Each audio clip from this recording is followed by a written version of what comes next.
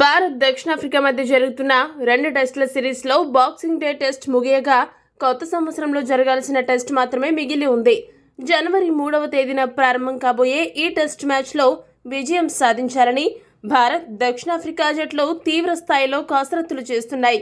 ఒక పక్క సాధన చేస్తూనే మరొక పక్కన గెలుపు కోసం ప్రణాళికలు కూడా రూపొందిస్తున్నాయి.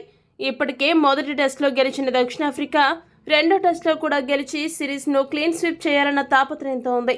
భారత జట్టు మాత్రం రెండో టెస్టులోనైనా గెలిచి సిరీస్ను సమం చేసి సగర్వంగా స్వదేశానికి తిరిగి వెళ్లాలన్న ప్రయత్నంలో ఉంది.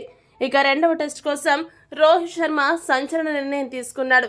ఆ వివరాల్లోకి వెళ్తే మొదటి టెస్ట్ 2 ఇన్నింగ్స్లలో రోహిత్ శర్మ డకౌట్ అయ్యాడు. ప్రారంభంలోనే రోహిత్ శర్మ వికెట్ కోల్పోవడం కూడా మిగతా ఆటగాళ్లపై ప్రభావం చూపింది. దీంతో రెండవ టెస్ట్ కోసం విపరీతంగా ప్రాక్టీస్ చేస్తున్నాడు. రెండో టెస్టులో ఎలాగైనా రాణించాలన్న కసితో నెట్స్లో రోహిత్ వివిధ రకాల బంతులను ఎదుర్కొంటూ సరికొత్త షాట్స్ ప్రాక్టీస్ చేస్తూ కనిపించాడు. రెండో టెస్టులో ఎలాగైనా గెలవాలన్న పట్టుదల అతడి సాధనలో కనిపించింది. హిట్ మ్యాన్ గనుక ట్రాక్లో పడితే చాలు సఫారీలకు చుక్కలు కనిపించడం ఖాయం. అంతేకాకుండా రెండవ మ్యాచ్ కోసం శార్దుల్ ఠాకూర్ ప్రాక్టీస్లో గాయపడ్డాడు.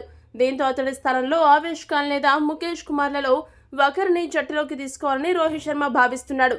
ఈ వీడియో కనుక మీకు నచ్చినట్లయితే లైక్, షేర్, కామెంట్ చేయండి. మరిన్ని స్పోర్ట్స్ అప్డేట్స్ కోసం మా ఛానల్ సబ్స్క్రైబ్ చేసుకోండి.